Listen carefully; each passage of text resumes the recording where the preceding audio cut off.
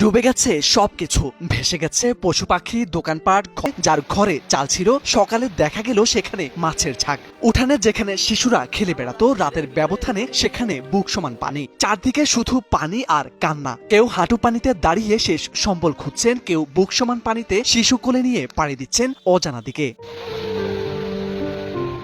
এক রাতে দুর্যোগ যেন আছড়ে পড়ল। নদীর তীর ঘেঁষে জনপদগুলোতে পানির গতি এতটাই প্রবল ছিল যে চোখের পলক ফেলতে না ফেলতেই উঠোন পেরিয়ে পানি ঢুকে পড়ে ঘরের ভেতর। বিদ্যুৎ নেই, মোবাইল নেটওয়ার্কও নেই, চারদিকে শুধু আতঙ্ক আর জল। এমন দৃশ্য পটুয়াখালীর রাঙাবালি, কুয়াকাটা, নোয়াখালীর হাতিয়া, ভোলা, ফেনী, মৌলভীবাজার।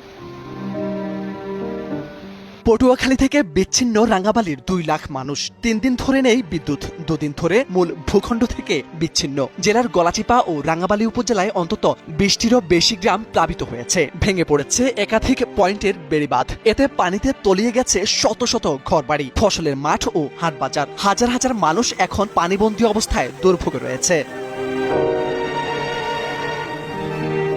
এক রাতের মধ্যেই এমন দৃশ্য যেন হার মানায় গেল বছরের ফেনী, নোয়াখালী ও কুমিল্লার ভয়াবহ বন্যাকেও। স্থানীয়দের ভাষায় এমন ভয়ঙ্কর বন্যা গেল বছর হয়নি। তাদের ঘরে যেন কিছুই থাকলো না, সবকিছুই ভেসে গেছে। রান্না করার হাঁড়ি পাতিল পর্যন্ত পানির তোড়ে ভেসে গেছে। কেউ ঠাঁই নিয়েছে মাটির উঁচু ভিটায়, কেউ বা তৈরি করেছেন কচুরিপানার ভেলা। আবার অনেকেই পরিবার নিয়ে ঠাঁই নিয়েছেন এক টুকরো নৌকায়। গরু ছাগল, হাঁড়ি পাতিল, কাপড় চোপড় সবকিছুই স্থান পেয়েছে সেই ছোট্ট জলযানে। ভেসে গেছে ধান, চাল, দোকানপাট ও ঘরের চাল। স্থানীয়রা বলছেন এত দ্রুত এমন ভয়ঙ্কর পানি কখনো আসেনি। অনেকেই গেল বুধবার বাড়ি ফিরে দেখেন উঠোনে পানি। রাত পেরিয়ে সকাল হতেই পায়ের নিচ দিয়ে বইছে পানি। এদিকে দেশের 6 জেলায় বন্যার পূর্বাভাস দিয়েছে বন্যা পূর্বাভাস ও সতর্কীকরণ কেন্দ্র। এসব এলাকার নদ নদীগুলোর পানি বিপদসীমা অতিক্রম করতে পারে বলে জানিয়েছে পানি উন্নয়ন বোর্ডের এই সংস্থা। জেলাগুলোর মধ্যে রয়েছে ফেনী, মৌলভীবাজার, সুনামগঞ্জ, হবিগঞ্জ, সিলেট, নেত্রকোনা ও নোয়াখালী।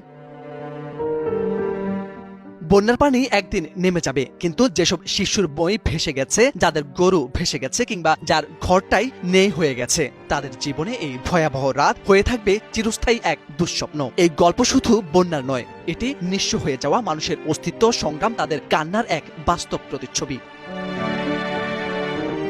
মোরশেদ আলম, সময়ের আলো।